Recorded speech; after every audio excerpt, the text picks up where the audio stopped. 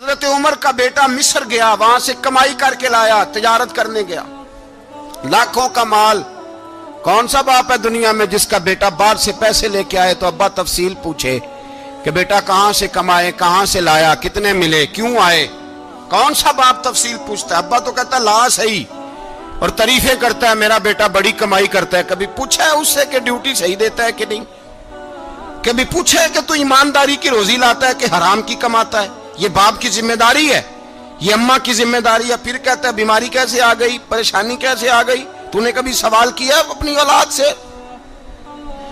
حضرت عمر فاروق رضی اللہ تعالیٰ عنہ کا بیٹا مصر سے پیسے کما کے لایا تو جناب عمر نے بلایا، فرمایا بیٹے اتنی تو تیرے پاس راس ہی نہیں تھی، تھوڑے سے تو پیسے لے کے گیا تھا، اتنی کمائی کیسے ہو گئی؟ اتنے تو پیسے نہیں تھے صاحب، کہاں سے کمائی لائے؟ اس نے کہا ابا جی وہ جو میرے چچا ہے نا مصر کے گورنر، آپ کے دوست، انہوں نے میری مدد کی ہے۔ فرمایا جتنے لوگ گئے تھے سب کی ہے مدد اس نے؟ کہا نہیں صرف میری کی۔ فرمایا تیری کیوں کی؟ تیری کیوں کی؟ کہا حضور آپ کے دوست ہیں۔ فرمایا چپ کر، حضور انہوں نے مجھے اتنے پیسے دیے، میں نے کاروبار میں ڈالے تو نفع آیا تو میں ان کی رقم دے کے۔ فرمایا خاموش ہو جا، باقی جتنے لوگ گئے تھے سب کی مدد کی اس نے؟ کہا نہیں حضور صرف میری کی۔ فرمایا اس نے تیری مدد نہیں کی، اس نے خلیفہ کے بیٹے کی مدد کی، اس لیے کہ وہ خلیفہ کو اپنے حق میں نرم کر سکے۔ فرمایا آدھا مال تیرا ہے، آدھا مال غنیمت کا ہے، مال خزانہ کا ہے، مسلمانوں کا ہے، اس لیے کہ تو جو وہاں سے مال کما کے لایا ہے وہ اپنے باپ کے خلیفہ ہونے کی وجہ سے کما کے لایا ہے، لہذا رکھ ادھر۔ یہاں کہتے ہیں کدھر سے آیا، کیسے آیا، کون سا حساب دیں، کیا کریں؟ او بھائی حضرت عمر رضی اللہ تعالیٰ عنہ کا اپنی اولاد کے بارے میں یہ رنگ ہے۔ ایک جنگ سے نا خوشبو آئی، خوشبو بڑی مہنگی ہوتی تھی، عرب میں خوشبو آج بھی بڑی مہنگی ہے، وہ زیادہ استعمال کرتے ہیں۔ میری باتوں کی سمجھ آ رہی ہے میرے بھائیوں؟ بڑی مہنگی خوشبو تھی۔ جب وہ خوشبو آئی تو حضرت عمر نے کہا، گھر میں پہلے پہنچی حضرت عمر کے، چونکہ زیادہ عورتیں استعمال کرتی تھی گھر کے اندر خوشبو، مرد بھی لگاتے تھے۔ حضرت عمر نے اپنی بیوی سے کہا، آپ کی زوجہ تو تھی وہ بڑی خوشبو کو پسند کرتی تھی۔ حضرت عمر نے اپنی زوجہ سے کہا کہ خوشبو لاؤ، میں نے ایک عورت کی ڈیوٹی لگائی ہے، وہ خوشبو تول کے نا تو حصہ برابر صحابہ میں بانٹ دے گی۔ تو آپ کی زوجہ کہنے لگی کسی بی بی کی ڈیوٹی لگانے کی کیا ضرورت تھی، میں جو موجود تھی میں بانٹ دیتی ہوں تول کے حصہ برابر۔ آپ نے فرمایا نہیں تو رہنے دے، وہ فلانی بی بی بانٹے گی۔ کہا حضور میں نے بھی بانٹنی ہے، میرے پہ کچھ حق ہے؟ آپ نے فرمایا نہیں تو تفصیل نہ پوچھ، تو خوشبو دے دے، کوئی اور بانٹے گی۔ خاتون خانہ تھی نا، کہنے لگی نہیں مجھے بھی آج آپ کو بتانا ہی پڑے گا کہ کوئی جو بانٹ سکتی ہے تو میں کیوں نہیں بانٹ سکتی؟ زوجہ کہتی عمر نے بات کی تو میری چیخیں نکل گئی۔ حضرت عمر فرمانے لگے جب تو خوشبو بانٹے گی نا تیرے ہاتھوں کو بھی لگے گی، تیرے دوپٹوں کو بھی لگ جائے گی۔ اگر رب کریم نے مجھ سے سوال پوچھا کہ عمر خوشبو تو مسلمانوں کی تھی، تیری بیوی کے دوپٹے کو کیوں لگ گئی، تو میں اللہ کے حضور کیا جواب دوں گا؟ اگر اللہ نے یہ سوال کیا کہ تیری بیوی نے کیوں لگائی، وہ تو حصہ تھا مسلمانوں کا، تو نے تیری بیوی نے کیوں لگائی؟ تو فرمایا میں نہیں چاہتا کہ اللہ کے حضور مجھے اور تجھے باز پرس ہو، لہذا کسی اور کو بانٹنے دے۔ زوجہ روئی اور تڑپ کے کہنے لگی عمر مجھے لگتا ہے صبح قیامت بھی تیری بیوی ہونے کی وجہ سے اللہ مجھے جنت عطا فرما دے گا، تیری زوجہ ہونے کی برکت سے۔ بھائی یہ معیار رکھا، خدا کی قسم ایسا شخص تاریخ میں دوبارہ نہیں آیا۔ اتنا بڑا آدمی، اتنا بڑا شخص، اتنا بڑا آدمی، اور پھر رنگ یہ ہے کہ عمر 22 لاکھ مربع میل کا حکمران، 22 لاکھ، اور کھجور کے درخت کے نیچے مٹی کا ڈھیلا لے کے سو گئے ہیں، پرواہ کوئی نہیں، کوئی مسئلہ ہی نہیں۔ دو غلام ساتھ بیٹھے تو ایک روٹی حضرت عمر نے گھر سے منگوائی، تھوڑا سا سرکہ، تو غلام کہنے لگے ہم نے بھی کھانی ہے۔ فرمایا کوئی حرج نہیں، روٹی کو پیٹ بھر کے کھانا ضروری تو نہیں، 3 حصوں میں بانٹ لیتے۔ ایک آدمی آیا ہوا تھا مصر کا رہنے والا ملنے کے لیے، اس نے پوچھا عمر کدھر ہے؟ تو کہا وہ ادھر جاؤ مسجد میں بیٹھے ہوں گے، اور واپس آیا تو کہنے لگا وہاں تو 3 غلام بیٹھے ہیں۔ ایک روٹی بانٹ بانٹ کے کھا رہے ہیں, لگتا ہے کئی دنوں سے روٹی نہیں ملی. کہا 3 غلام تو کوئی نہیں, وہاں 2 ہی تھے, تیسرے تو امیر المومنین تھے. اس نے کہا نہیں 3 غلام ہیں, کپڑے بھی ایک طرح کے پہنے ہوئے, بلکہ 2 کے تو پھر صحیح ہیں, تیسرے کے تو زیادہ ماڑے ہیں. کپڑے بھی ایک طرح کے, کھانا پینا بھی ایک طرح کا, اور ان کا نشست برخاست بھی ایک طرح کی ہے, لہذا کوئی فرق نہیں. حضرت ابو ہریرہ کہتے ہیں میں لے کے آیا, اور جناب عمر کو جب میں نے کچی زمین میں تامت سمیٹ بیٹھے دیکھا تو میں رو پڑا. میں نے اس مصر سے آنے والے کو کہا تو اس کے جلوے دیکھ, اگر اس کی ذات میں اتنا حسن ہے تو محمد عربی کا مقام کیا ہوگا. یہ مقام غور ہے, مقام غور. 10 محرم کو لوگ دیگے پکائیں گے نا, نہیں پکانی ہے, کوئی بول دے نہیں, ہاں نہ نہیں کر دے. پروگرام بدلیا تو نہیں دی عید کی کہ وہی کام شروع ہوا ہے لاسٹ ٹائٹ ہونے والا. کیوں جی, پکنی ہے نا دیگیں 10 محرم کو انشاءاللہ تعالی, ہم بھی پکائیں گے انشاءاللہ, یہاں بھی پروگرام ہوگا. تو 10 محرم کو جو دیگ پکنی ہے تو ایسا نہیں ہو سکتا کہ 1 محرم کو حضرت عمر کے نام کی بھی کوئی پک جائے. اگر امام حسن حسین کے نام کی دیگیں پکیں تو جو امام حسن حسین کے سے پیار کرنے والے ہیں, جو امام حسن حسین سے, ہم لوگوں نے بھی عجیب رٹا اپنایا ہے نا. ہم لوگ بعد کا ایک پہلو دیکھتے ہیں, دوسرا نہیں دیکھتے. حضرت امام حسن اور حسین کو بھی نبی پاک نے شہید کہا, اور جناب عمر کو بھی رسول اللہ نے خود شہید فرمایا. فرمایا شہید ہے, خود فرمایا اپنی زبان سے کہ یہ شہید ہے, خود میرا عمر شہید ہے. تو ان کے نام کی دیگ نہیں پکنی چاہیے, اس طرف نہیں ہماری توجہ ہونی چاہیے. اور اہل بیت نبو, یہ بات میں پہلے بھی کرتا ہوں, آج پھر کرنا ضروری سمجھتا ہوں. اہل بیت کا پیار, سن لو کان کھول کے, اہل بیت کا پیار اگر ہمیں کسی نے سکھایا ہے تو سیدنا عمر فاروق نے سکھایا ہے. اہل بیت نبوت کی محبت اگر کسی نے سکھائی ہے تو کس نے سکھائی ہے, بول کے بتائیے. حضرت عمر نے. اہل بیت کا پیار ہمیں حضرت عمر نے بول کر کے سکھایا ہے. بھائی یاد رکھیں, کسی کی طاقت نہیں تھی دم مارنے کی حضرت عمر کے سامنے, طاقت ہی نہیں تھی. کیسر و کسرا کانپ جاتے تھے, جرت ہی نہیں کرتے تھے حضرت. اور ہمارے تو تعلقات بڑے ہیں نا غیروں سے. حضرت ابو موسیٰ اشعری رضی اللہ تعالیٰ عنہ فرماتے ہیں میرا منشی سائی تھا, وہ کاتب کہتے تھے وہ لوگ, میرا حساب کتاب عیسائی تھا.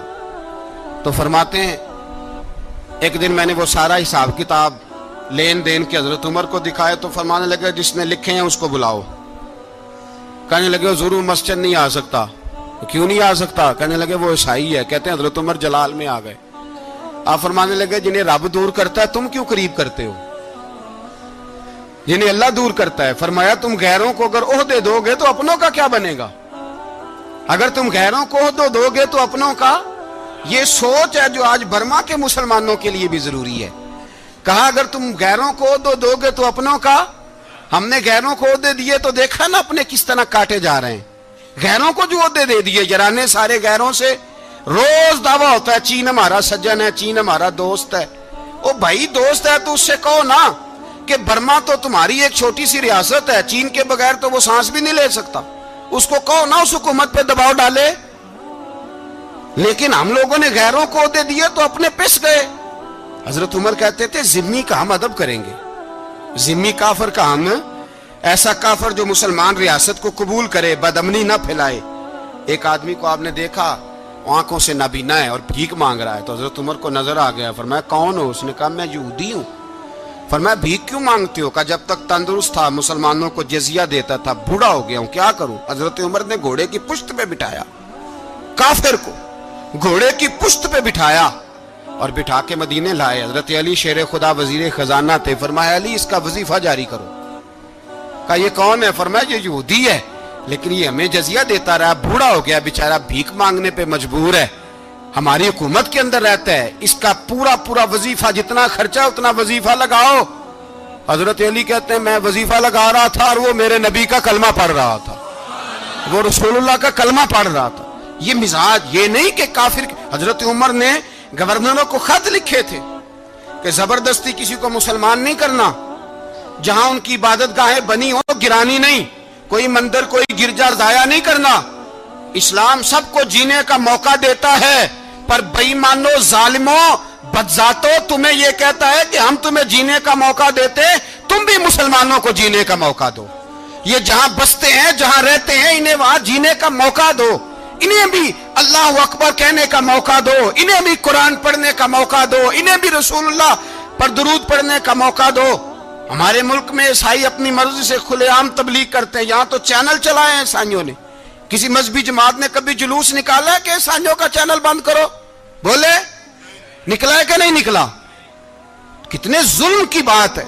हम जब गैर को इतना तहफुज देते हैं, इतना तहफुज देते हैं, हमने देखा है, मुझे 20 लोगों ने ईद पे टेलीफोन किए कि ईसाइयों को कुर्बानी का गोश्त दे ले, मजबूर हैं जी, दरवाजे पे आ गए हैं, हमारे काम काज करते हैं। 20 लोग, आम आदमी के दिल में इनका इतना जज्बा है, वो मसाइल का बयान करना एक अलग बात, लेकिन हमारे दिल काफर के हक में भी नरम हो जाते हैं। तुम किस कदर ज्यादा बेईमान हो और कुफर किस कदर ज्यादा जलील हो गया है कि मुसलमान के हक में नरम होता ही नहीं। और उससे बड़े जलील वो हैं जो इन जलीलों के सपोर्टर हैं। वो किसी अरब मुल्क के हुक्मरान हो या किसी और जगह के, वो बड़े जलील है जो इन जलीलों के सपोर्टर हैं, जो बर्मा की बच्चियों के कत्ल पर अपनी हुकूमतें चमका रहे हैं। ने शर्म नहीं आती, इस कदर मुसलमान तड़पा है, लेकिन उन बेगैरतों को जरा होश नहीं आई। और ये उनके कमाश, उनके दलाल जो हर जगह उनकी सपोर्ट करके अपनी हुकूमतें कायम करते हैं, बेईमानों को पता नहीं कि कब इन पर अल्लाह का अजाब उतरेगा और किस तरह इनके परखशे उड़ेंगे।